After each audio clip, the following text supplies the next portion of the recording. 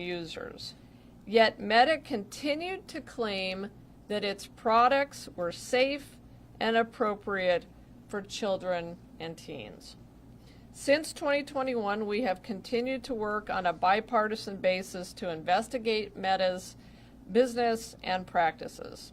So today, myself and 42 other attorney generals across this nation are announcing collective action in state and federal courts based on information obtained during this investigation. And in today's polarized environment, getting 43 attorneys general to agree on any issue is notable. We believe that Meta's actions have violated states' consumer protection laws and the federal Children's Online Privacy Protection Rule, also known as COPPA.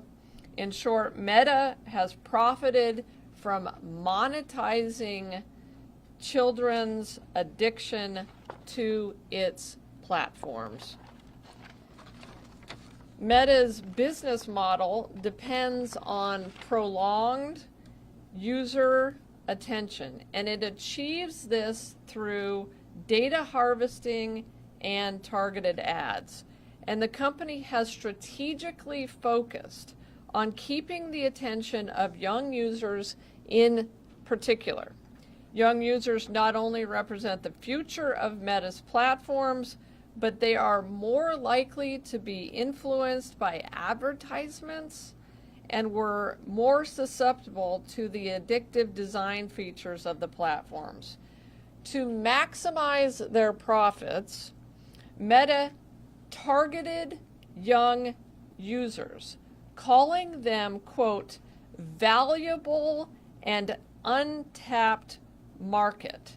And then it designed its platforms to maximize the amount of time that children and teens spend on those platforms. Specifically, Meta exploited the particular vulnerabilities of young users by designing purposely addictive platform features which took advantage of their limited ability to effectively self-regulate behavior. Its algorithms purposely push users into descending rabbit holes in an effort to maximize engagement. Features like infinite scroll, near constant alerts were created with the express goal of hooking young users, the express goal of hooking young users on these platforms. These manipulative tactics continually lure children and teens back into the platform.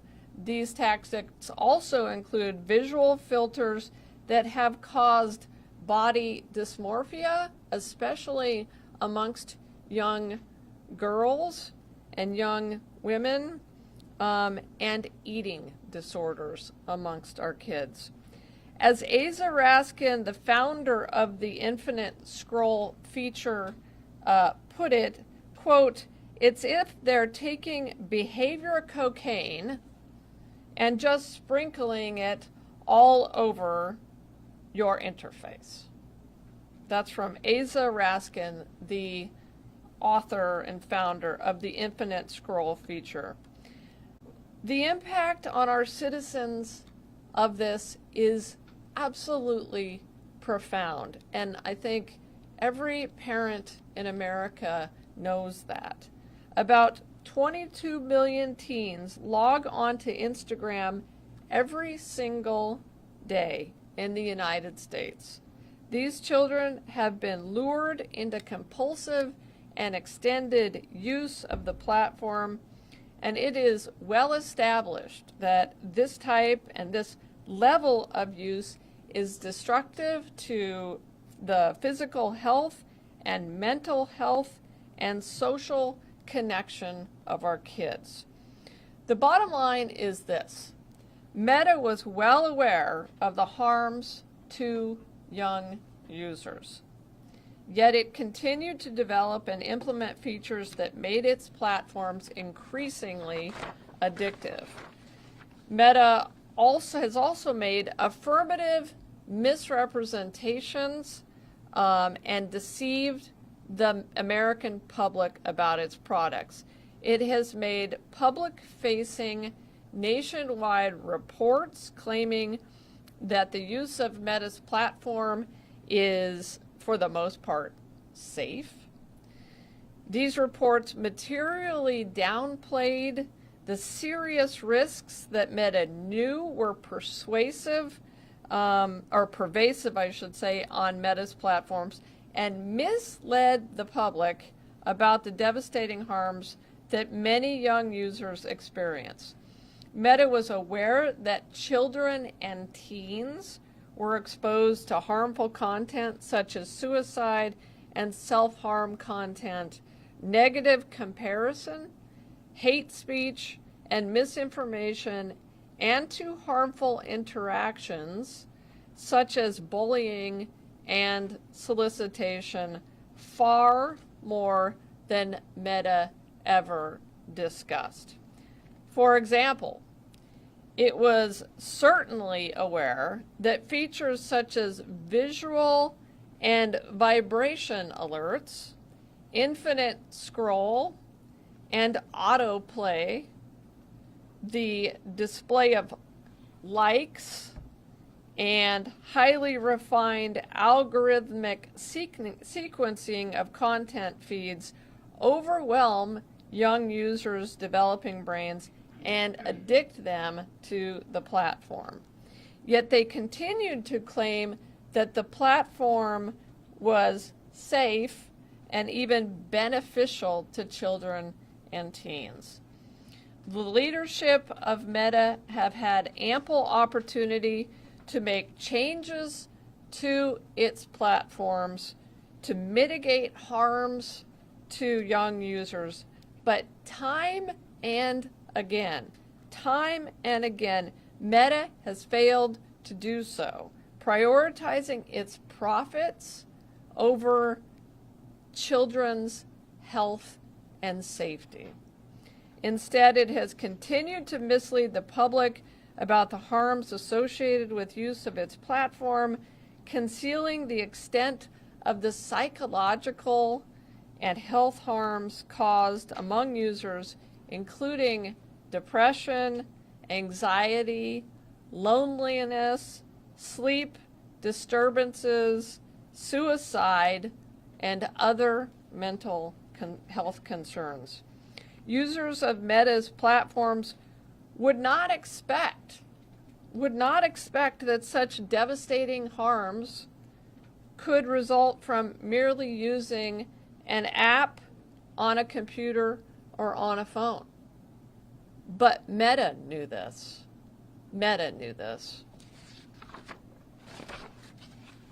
It understands, Meta understands the cyclical and harmful nature of its psychologically manipulative features, and it persists in subjecting young users to those features, choosing to downplay and deny the harmful aspects of its platforms instead of correcting those problems. It was and it is incumbent on Meta to make this material information known to its users, its user base, and to change its practices. And that is what we are calling on as the AGs of this country, is for Meta to change its practices and to protect the health and safety and welfare of our children. Having failed so far to do so, Meta has violated state consumer protection laws and is exposed to extensive penalties, injunctions, and other forms of relief throughout the country. Meta has also, as I mentioned, violated COPPA. It is well aware that children under the age of 13 are on their platforms, and it collected data from these children without first obtaining the permission of parents and parental consent as required by the law. Millions under the age of 13 are on Instagram every single day. This results from purposeful targeting and demonstrates that Instagram is to some extent directed at children. For example, Meta has launched a series of advertising campaigns that feature children. Ads appear on Instagram for children-specific television shows such as Dinosaur Train and PBS Kids Prime Video channel. Instagram publicly hosts thousands of accounts and pages on its platform that include unambiguously child-oriented subject matter, characters, activities, music, and other categories of content for children, including accounts for the children's show Bluey, My Little Pony, and Sesame Street. Children under the age of 13 are also influencers on Instagram, regularly posting content. For most of its history, up until December 2019, Instagram did not require users to disclose their age or date of birth in order to create an Instagram account. During that time, Meta did not require users to even take the weak step of self-attesting that they were over the age of 13. Instead, for over 7 years, Meta,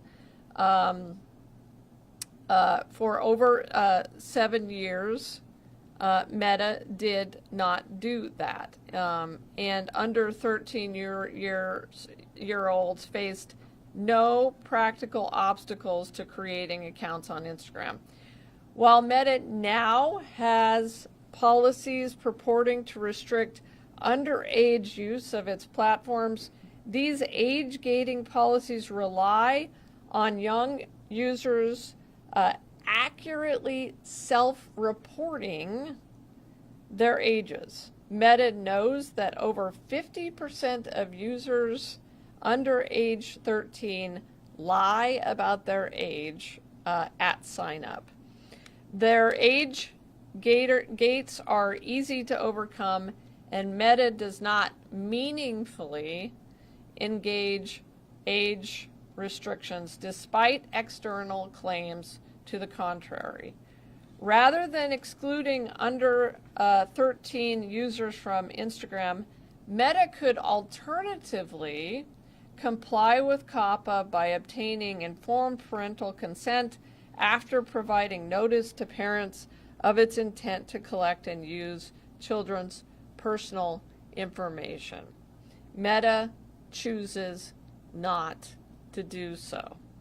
Despite Meta's actual knowledge of child users, and despite that Instagram is directed to children, Meta does not obtain verifiable parental consent as required by COPPA before collecting personal information of its child users. This failure places Meta in violation of COPPA and subjects the company to significant liability. Meta has chosen to maximize its profits at the expense of public health, and specifically the health of the youngest among us, just like Big Tobacco did a generation ago. In order to act with the urgency that these issues require, we had no option as attorneys general but to file this set of lawsuits today. We believe our litigation strategy, which combines both state court action and a combined federal court action will help expeditiously redress these harms and ultimately protect the young people of Arizona and of America. Most importantly, Meta's platforms must be made inherently safe for our youngest amongst us and for young users. We will continue to work together to seek global resolution of the legal violations that we perceive and have alleged, and we would welcome the opportunity to have meaningful discussion with Meta about how they can change their platforms to better protect our children and our teens. And with that, I'd be happy to take any questions that you have. You just referenced it. This is similar, draws parallels to Big Tobacco. Is the lawsuit kind of following that same path? Did you mirror the lawsuit off of what you learned way back when tobacco was? That's a really great question. It is. I think that in some ways, it's very similar to the Big Tobacco lawsuit, in that in that case you had multiple states. In fact, in some ways, starting with Arizona and Attorney General Grant Woods and the state of Mississippi working together, and then other states joined together. And so I do very much see this as a public health crisis in the same way that tobacco was a generation ago. It's something that is damaging our kids. It is harming our kids. I mean, to be honest with you, in some ways it's worse than tobacco when you think about it, because our kids are using these platforms all day long. In some cases, and you know, the companies know this, they're using it in the middle of the night. They're losing sleep. It's causing suicide. It's causing body dysmorphia. It's causing mental health crises among our kids. If you talk to teachers, they will tell you that social media is one of the worst things to have happened to us, to them as teachers, to schools, because it has caused attention deficit, and it has caused mental health crises. Our counselors in schools are dealing with this constantly.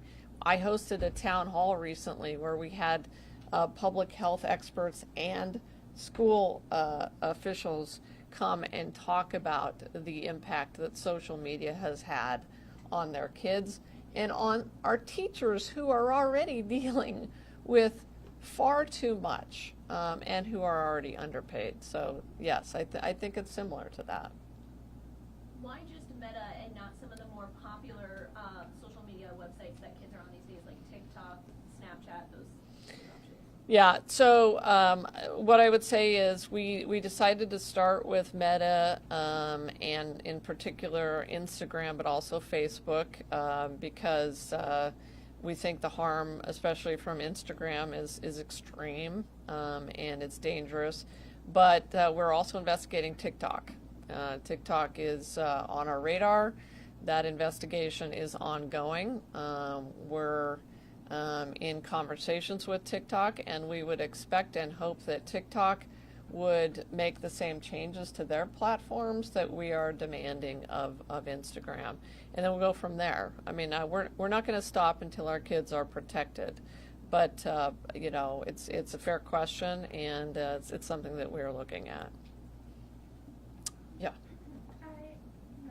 I understand we're not a state, filing in a state court. I just am curious, what is our, legal landscape in terms of protection for children against something like this? Do we have anything in place, or?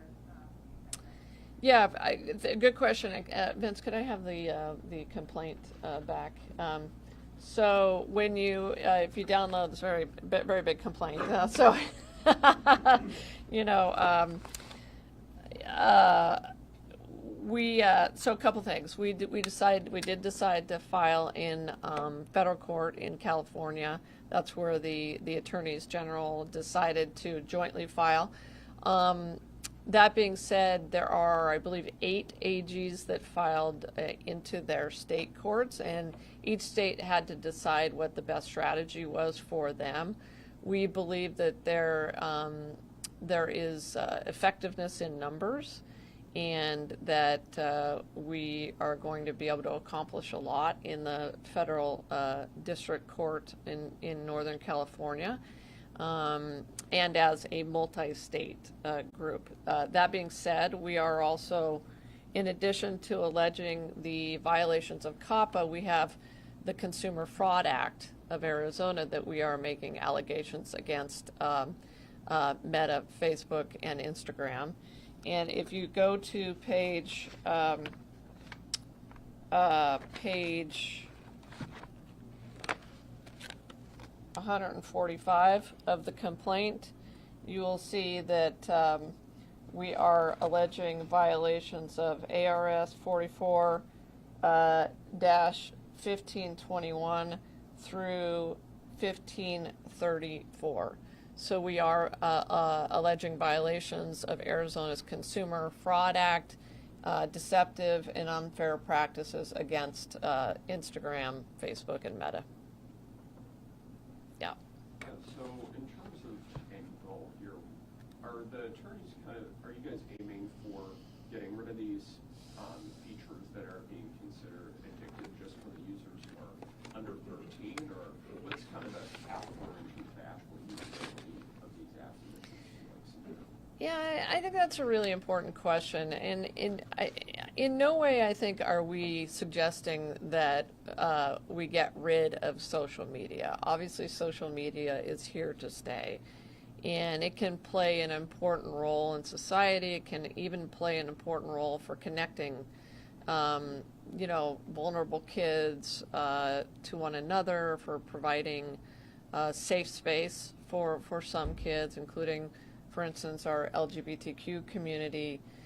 What we do want to do is we want to make Meta to stop lying about these platforms. We want to ensure that Meta reforms them. So, for instance, the like feature for kids under 13 is obviously very damaging to their mental health. I think that is going to be borne out in this litigation. We are seeking to end the autoplay feature, I think it's called the Insta Scroll, or I'm getting that wrong. Infinite Scroll, the infinite scroll feature, we'll obviously the age gating issue is one that we're going to have to address through the litigation, and what is the appropriate age for kids on social media. But we're especially interested in seeking an injunction against these companies for things like infinite scroll, the like feature, autoplay, the features of Instagram and Facebook that are clearly designed to hook kids, to addict kids, and that clearly harm their mental health. And we want to stop those features, and we would like these companies to stop lying to the American public about their platforms, and start telling the truth about the harms that they have caused and are causing on an ongoing basis. Yes. Thank you for inviting us. This is Matt Real, local, for the first time. Oh, Honored to be with you today. good to have you. My name is George Bacall, Attorney General. Thank you so much for what you're doing. And this is you're tackling on a tough subject, and we appreciate you taking it right from the get-go. Just to give you a little compliment from us locals here in Arizona. Thank you. Thank you so much. First of all, my question to you is, as a corporation, they always have these people that work under them. Were they contacted for us to take out a lawsuit, obviously they were not responding. Am I accurate on this? Can you repeat the second part of that? When they're not, for you to take them into a lawsuit, like Yeah. to sue them, Mhm. obviously you must have tried and they didn't comply. Is it on a local level or is it on a higher level? That's- So great question. Yeah, we have been investigating Meta and in particular Instagram and Facebook for since 2021. So this investigation actually began under my predecessor, and we've been working with Republican AGs and Democratic AGs all across the country on this. And I think it's fair to say that we have had a number of conversations with Meta about this, and we are in the process of having conversations with TikTok as well to try to get them to reform their practices before we had to get to the point of suing them. And you know, I certainly think it would be possible for Meta to enter into negotiations with us even after this litigation. That would be preferable, but the attorney generals across this country are ready for trial if we have to go to trial. Obviously, we felt like that's where we were at. We felt like we were not getting anywhere with Meta, or not getting anywhere constructive, and that they were stonewalling us and the American people, and it was time to file a lawsuit. Thank you. Yeah. It says much of the complaint relies on confidential material. So is this this lawsuit more a result of Meta not complying over the years after you reached out, or new information your investigations uncovered that prompted you to go forward? Another great question. Yeah, you'll see obviously the complaint does have some redactions in it. It's got confidential information. The unredacted version of this complaint has a lot of confidential information that comes out of the CIDs, which refers to civil information demands that were made by the AGs to Facebook and Instagram Meta over the last 3 years. So those are confidential. The court now has that information, and obviously the company has that information. But because they were provided to AGs under a confidentiality agreement, they're confidential for now. They're not confidential, obviously, to the court, and they will be revealed in litigation. Is this a top-down problem inside Meta, or is this kind of like in the weeds of the employees? No, I think this is top down. These decisions were made by the highest levels of Meta, and are being made at the highest levels of TikTok and probably other social media companies. These are not decisions just being made by mid-level people at these social media companies. These are decisions being made to jack up the profits of social media companies at the expense of the health and safety of our kids, despite the fact that these executives knew that it was harming our kids.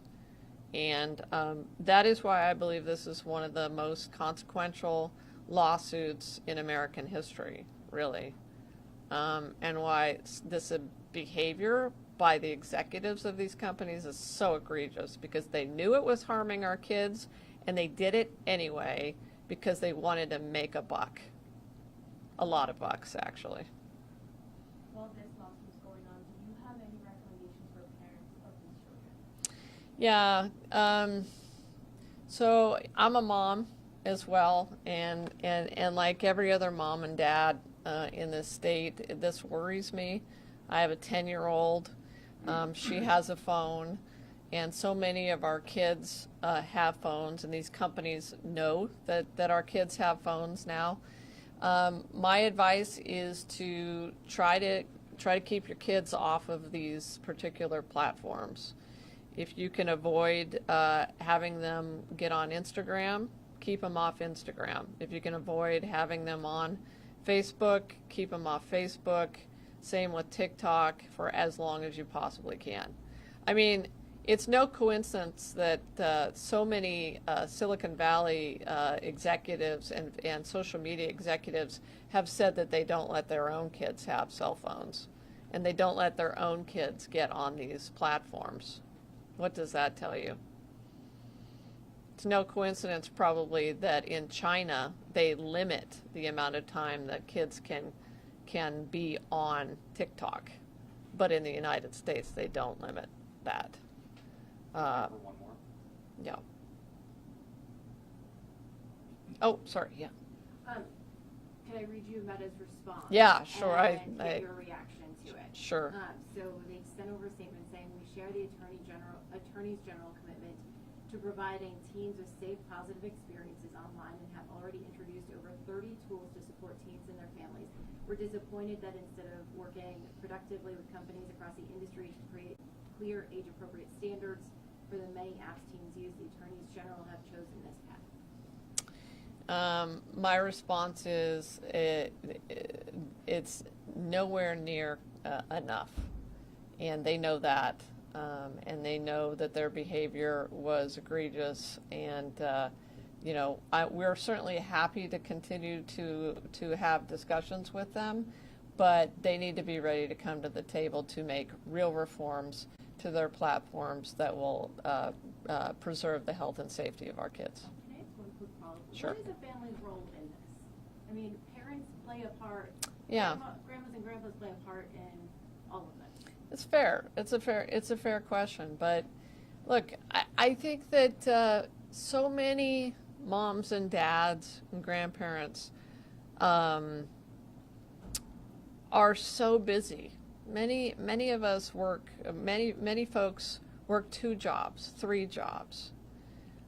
Many folks are just struggling to make ends meet. And then the idea that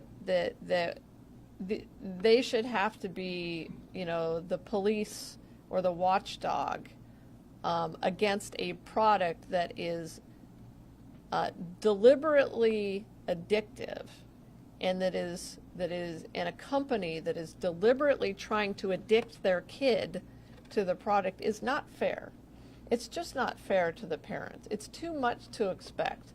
Obviously, of course, parents play a role in guiding our kids, but it's not fair when these companies have developed these platforms in a way that is deliberately addictive. They know it's causing harm, and they're not doing anything to prevent that harm. And they knew they had an opportunity to do it, and they didn't do it. Okay? All right. Thanks, everybody. Thank you all for coming this morning. Appreciate it. Appreciate you guys. And this is downloadable, I guess, and you've got the press release. So thank you, everybody.